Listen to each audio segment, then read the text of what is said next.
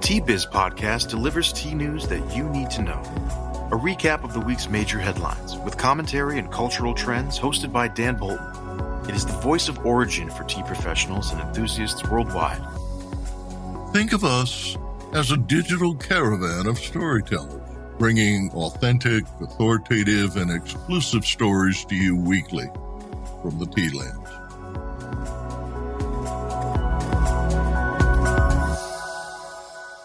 Hello, everyone. Here are this week's headlines. India announces tea industry reforms. U.S. considers exemptions to Chinese tariffs, and a tribute to Nepal Teamaker Morris Orchard. More in a moment, but first, this important message. What makes a perfect cup of Ceylon tea? The perfect cup is from the tea businesses that ensure the protection of all the children living within their tea estates. We salute Kailani Valley, Telawakili, Bogawantalawa, Harana, and Elliptia tea estates. Support Save the Children, Sri Lanka. Facing declines in export revenue, India's Ministry of Commerce and Industry has funded several programs and instituted fundamental reforms in tea. In September, the Tea Board of India said it will suspend 7 sections of the Tea Act of 1953 following the Commerce Ministry's decision to amend the regulations. 17 of the Act's 51 provisions are no longer enforced as India gradually deregulates the tea sector. Permits to grow tea will no longer be required, a decision likely to increase unregulated production by smallholders who now account for 52% of India's tea by volume. Tea production has rebounded in 2021, up 18% compared to the first 8 months of 2020, to total 792 million kilos.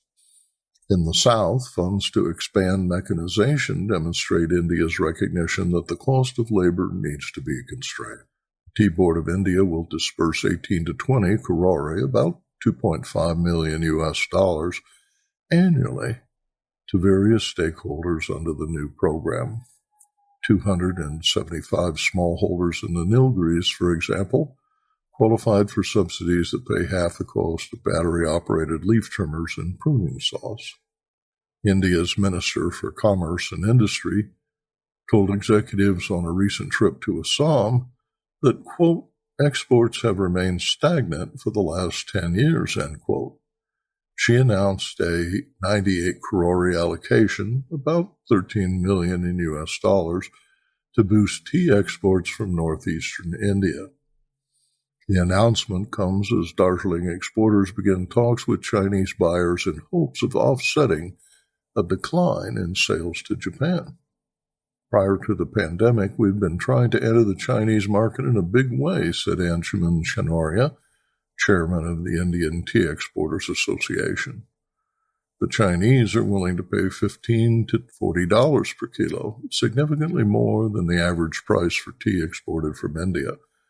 Darjeeling growers hope to export 3 to 3.5 million kilos this year, a total down by half over the past 10 years. The 5-year Tea Development and Promotion Scheme provides about 967 crore, approximately $130 million in U.S. dollars for growers, and funds existing subsidies as well as an additional 1,000 crore, about $134 million, in benefits to women and children in Assam and West Bengal. Trade talks between the U.S. and China will resume, but there is little hope the Biden administration will do away with tariffs that have depressed tea imports from China for the past 3 years. However, U.S. Trade Representative Catherine Tai announced the U.S. will resume a program that allows companies importing some product categories to apply for exemptions, relieving them from paying the tariff. Applications for exclusions were suspended in 2018. USTR writes that of the initial 2,200 exclusions granted, 549 were extended through December 31st, 2020. Criteria to qualify is based on economic hardship, and whether the product is available only from China, which is true of several categories of tea.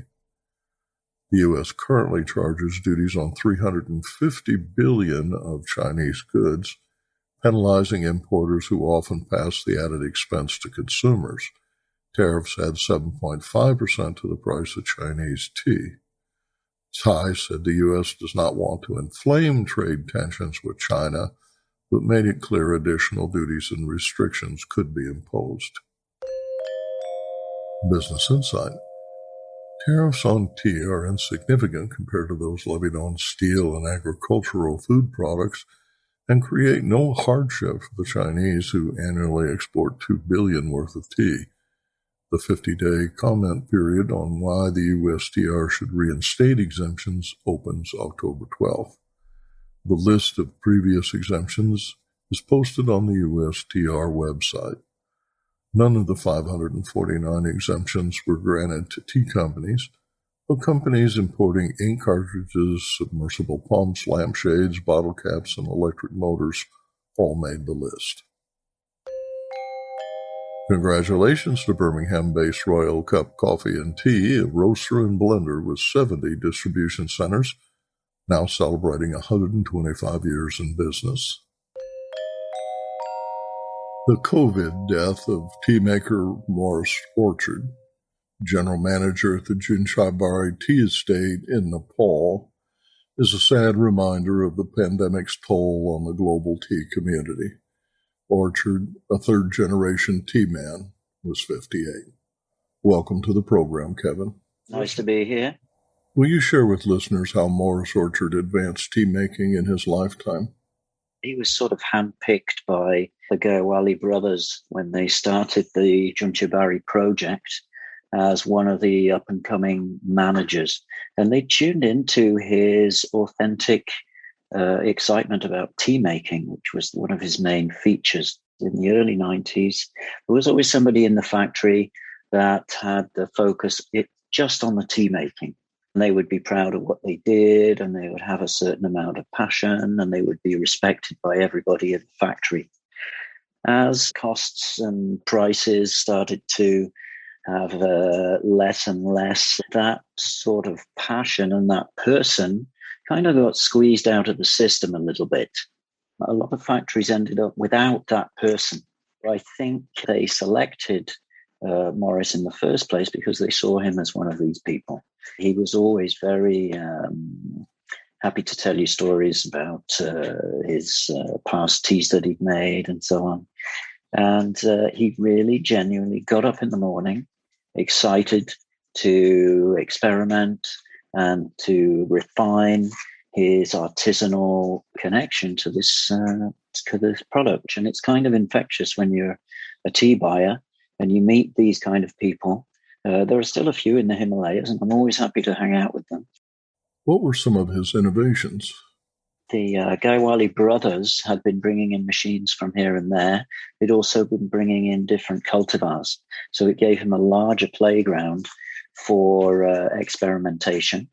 One of his big breakthroughs was developing autumn teas that were easy to sell at the prices of first flush teas, which in the early days of my career really wasn't the case at all. He's really pushed the bar on the autumn whole leaf tea production. Will you share a personal story about Morris? He was a very quiet, humble gentleman, just liked to listen. He had kind of a passion for life and other artistic endeavors. He was really into cooking. I remember one evening we were there and he announced that he had some friends coming over and he was going to make pizza. So, of course, we're up in the Himalayas. We weren't expecting much as far as pizza went. But then we went out in the garden. He built a brick oven. He had gathered fine ingredients from here, there, and all over the place. And he was making the most delicious, fresh, straight out of the oven pizzas you could imagine, with all his friends around. Nepal has reported 11,000 COVID-related deaths. India may have experienced as many as 3 million since the pandemic began. Well, we have certainly had an impact in the garden, some regions more than others. Some of the more distant regions, we've had very little impact of infection.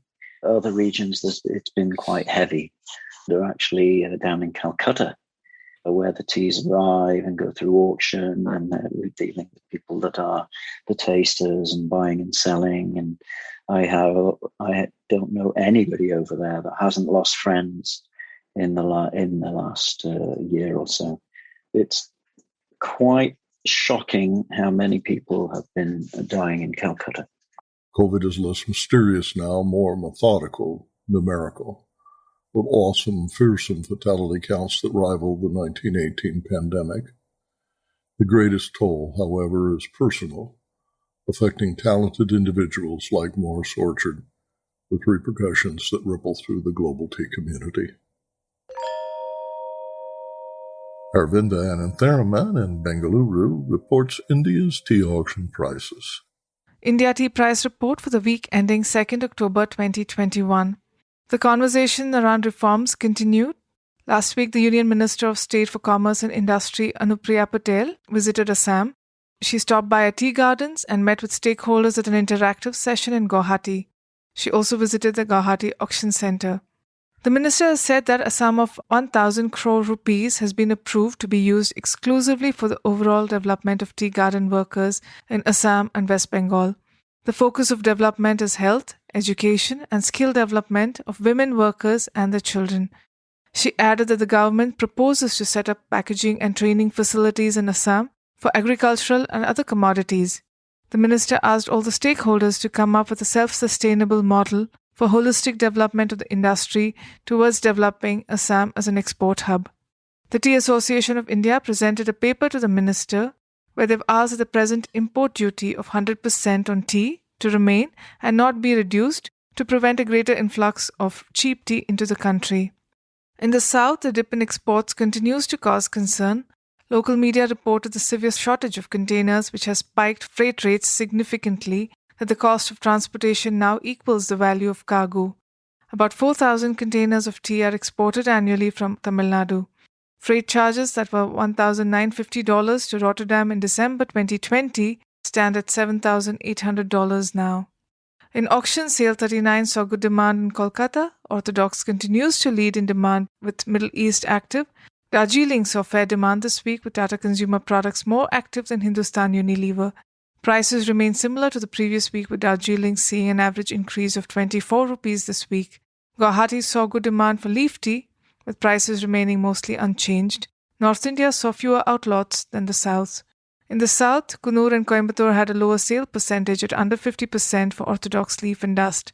CTC leaf did better. Cochin had the lowest sale percentage for orthodox dust at 19%. Prices were not significantly different from the previous week. 109 kilos of green tea on offer in Kannur remained unsold. And now, a word from our sponsor. Q-Trade understands that a successful tea blend goes beyond the creative fusion of appearance, aroma, and flavor. Our multi-award-winning product development team is passionate about converting natural ingredients into sensory experiences that customers crave. Every recipe is formulated with a commercial backbone of dependable quality sourcing, with a pricing structure that supports a safe, regulated, profitable, and scalable blend. Q-Trade meets every brand's retail, food service, and e-commerce need. For more information, visit our website, qtradeteas.com. This week, Tea Biz travels to Alberta, Canada, high in the Canadian Rockies, where we visit one of several Swiss-inspired tea houses designed to provide high mountain trekkers shelter and warmth. And then we visit Tokyo, Japan, to meet tech and tea entrepreneur Hiroshi Takatoh, whose Teatis blends of brown seaweed and matcha are formulated to help diabetics control high blood sugar levels.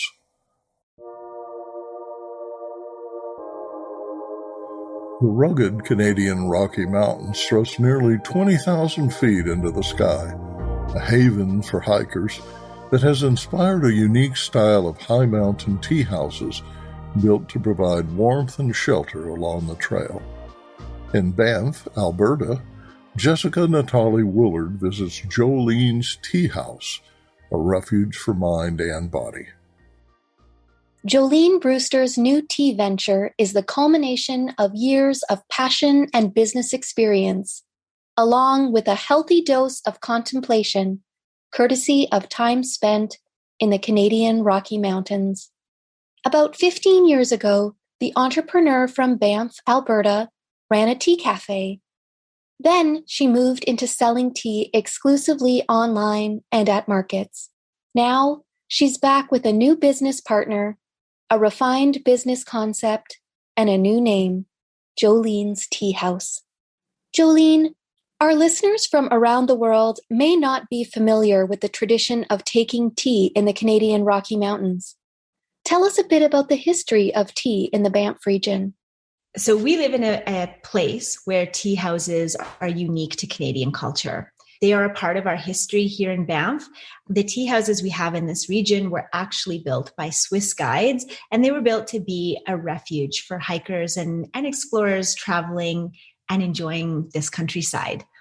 And with the spirit of that, with the spirit of people having tea, drinking outside, having tea on the trail, over the fire, climbing a peak and having your rests along the way, we're still doing the same thing today. We are still a place that people come to enjoy this incredible atmosphere, the mountains, to find what they're looking for, to explore, to have their minds explode with the beauty around them. And tea is the beverage of choice. That's what you take in your thermos out in the mountains.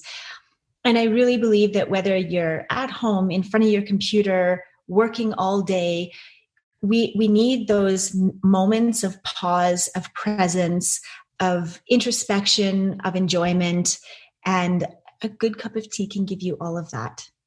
Your original tea retail store closed in around 2010.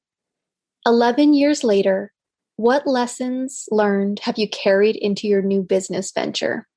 100%.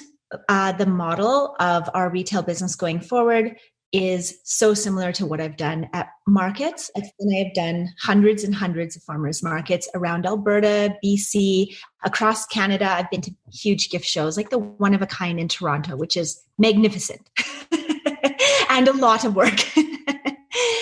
But it was successful. And the interaction we had with people, it worked. I love that people can come into our shop. They can sample different teas.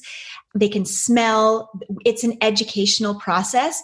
The one thing that surprises people is, especially because we're promoting the culture of tea houses and making that as much an interactive experience as possible within our own beautiful heritage cabin here in Banff, we don't serve tea. We don't do food and beverage.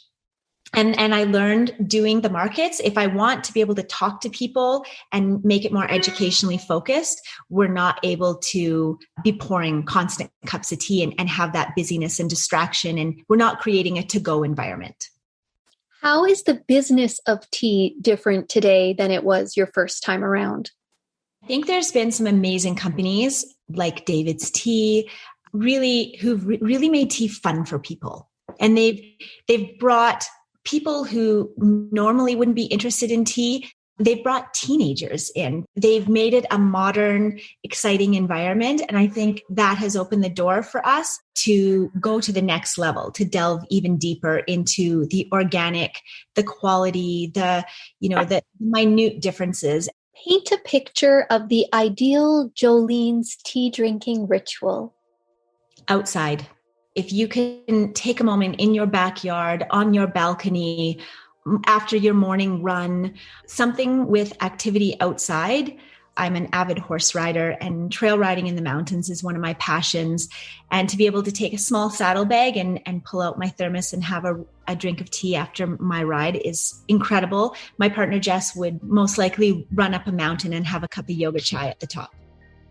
To discover how the Canadian Rocky Mountains are infused in Jolene's business, visit jolenesteahouse.com.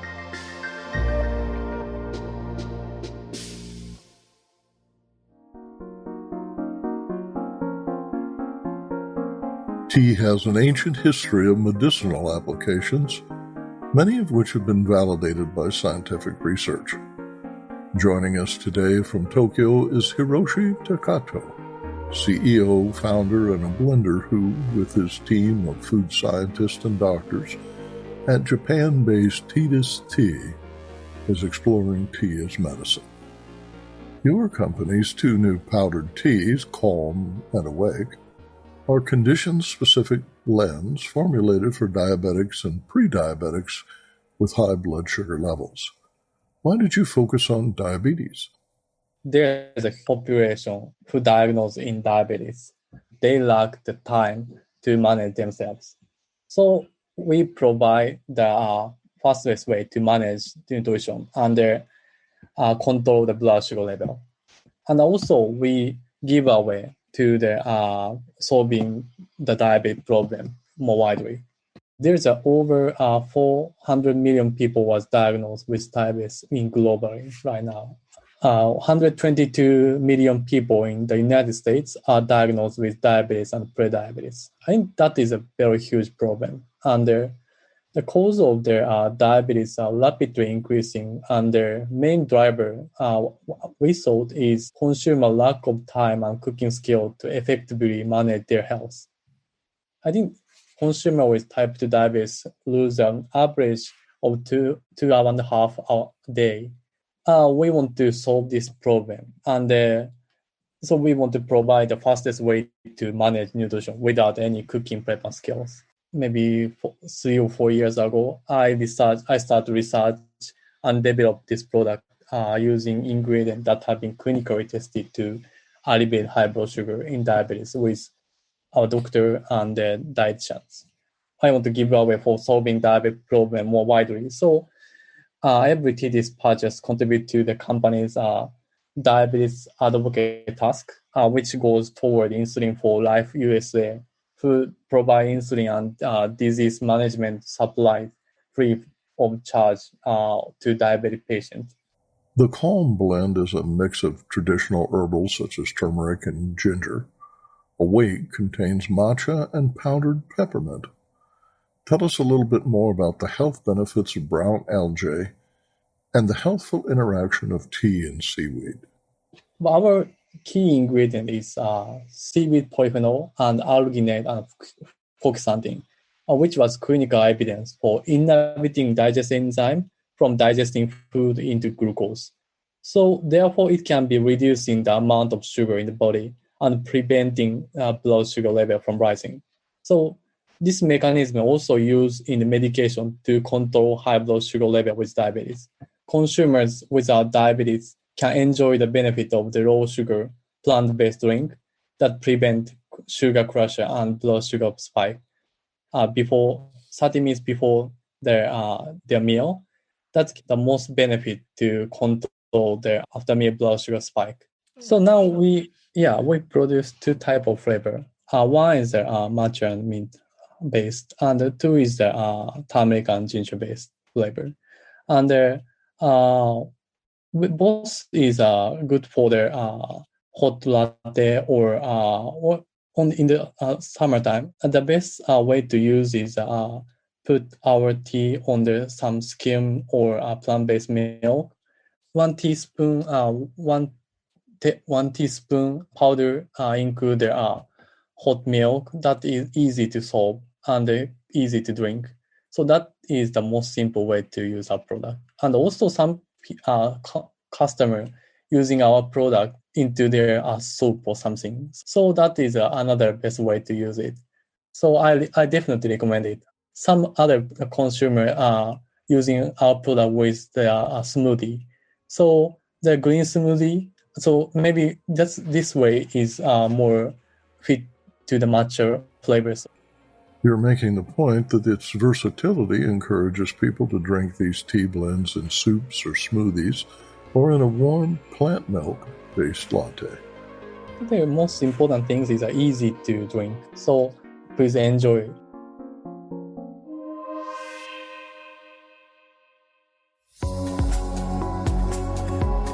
Intrigued by what you heard in today's podcast? Would you like to learn more from our global network of Tea Biz journalists and tea experts? Remember to visit the Tea Biz website for more comprehensive coverage. That's www.t-biz.com.